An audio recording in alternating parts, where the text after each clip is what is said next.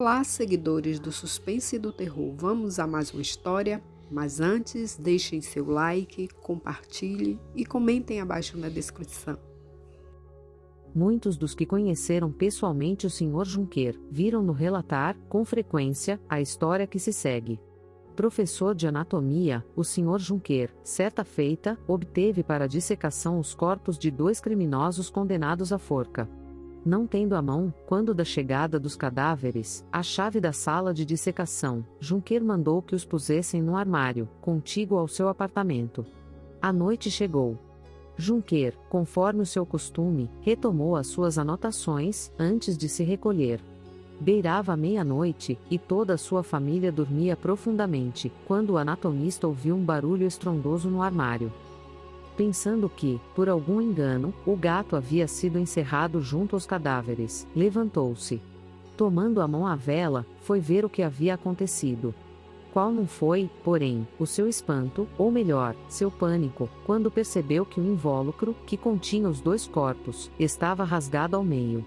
Aproximando-se, o anatomista descobriu que um deles havia desaparecido. As portas e janelas estavam bem trancadas. Junqueira considerou que seria impossível, na ocasião, que os corpos tivessem sido furtados. Trêmulo, olhou ao redor do armário e observou que o homem morto jazia sentado num canto. Por um momento, Junqueira permaneceu imóvel. O morto parecia olhar para ele. O anatomista se moveu para a direita e para a esquerda. O morto, todavia, continuava a cravar-lhe os olhos. O professor, então, com a vela na mão, retirou-se, passo a passo. Manteve, no seu percurso, os olhos fixos no objeto de sua admiração, até chegar à porta. O morto, instantaneamente, se levantou e o seguiu. Aquela figura de aparência assaz hedionda, que, nua, imprimia ao corpo aquele movimento traço, o adiantado da hora, o profundo silêncio que reinava no ambiente, tudo isto concorreu para mergulhá-lo no domínio da perplexidade. O anatomista deixou cair a única vela que mantinha acesa. Tudo escureceu. Escapou para o seu quarto e se jogou na cama. Porém, a perseguição continuou. Logo sentiu o morto abraçando-lhe as pernas e emitindo altos soluços. Repetidos gritos de deixe-me. Deixe-me. Libertou Junqueira das garras do cadáver. O homem morto, então, exclamou: Ah, bom carrasco! Bom carrasco! Tenha piedade de mim.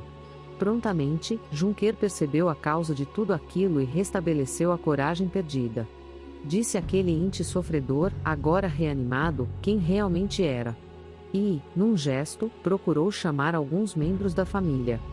Ah, o senhor deseja, então, me destruir, exclamou o criminoso. Se o senhor chamar quem quer que seja, a minha agonia se tornará pública, eu serei levado ao cadafalso e novamente executado. Por um ato de humanidade, imploro-lhe, senhor, que salve a minha vida. O médico acendeu uma luz, vestiu em seu hóspede uma velha camisola e, tendo-lhe servido um licor, pediu-lhe que lhe dissesse o que o levara à forca. Teria sido verdadeiramente singular, observou Junqueira, depois, ver-me, em plena madrugada, envolvido num tete-a-tete com um morto em camisola. O infeliz informou a Junqueira que se alistara como soldado. Não tendo, todavia, grande apego à profissão, decidira desertar. Disse-lhe que, infelizmente, havia confiado seu segredo a uma espécie de delator, um sujeito sem princípios. Este, de sua feita, o recomendou a uma mulher, em cuja casa ele deveria permanecer escondido. A mulher, contudo, revelou seu esconderijo para os policiais. Extremamente perplexo, Junqueira ficou a meditar em como poderia salvar o pobre homem. Era-lhe impossível conservá-lo em sua própria casa e manter o caso em segredo. De sua feita, expulsá-lo de casa era expô-lo a uma provável perdição. Resolveu, pois, levá-lo para fora da cidade, a fim de que o infeliz pudesse abrigar-se ao pálio de uma jurisdição estrangeira. Todavia, era necessário atravessar os portões da cidade, então rigorosamente vigiados. Para lograr tal intento, vestiu o homem com algumas de suas roupas usadas, cobriu-o com uma capa e, bem cedo, partiu para o campo, com seu protegido escondido na carroça. Ao chegar aos portões da cidade, onde o médico era muito conhecido, disse, como se impelido pela pressa, que fora chamado a acudir a um enfermo moribundo, nas cercanias. Autorizaram, então, o médico a passar. Tendo ambos chegado ao campo aberto, o desertor lançou-se aos pés de seu libertador, a quem jurou eterna gratidão. Depois de receber alguma ajuda em dinheiro, partiu, prometendo orações ao seu benfeitor. 12 anos depois, Juncker, numa viagem a Amsterdã, foi abordado na bolsa por um homem bem vestido e de boa aparência, que, segundo lhe haviam informado, era um dos mais respeitáveis mercadores daquela cidade. O comerciante, educadamente, perguntou-lhe se não era o professor Juncker de Ali.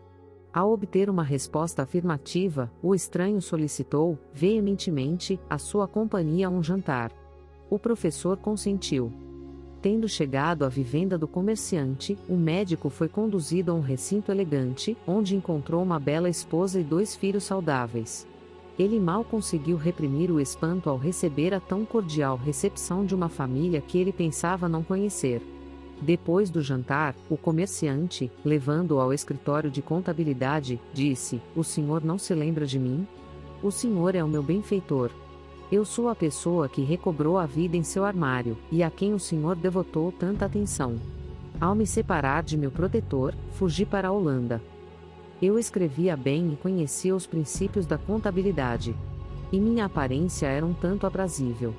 Prontamente, consegui um emprego como balconista de um comerciante.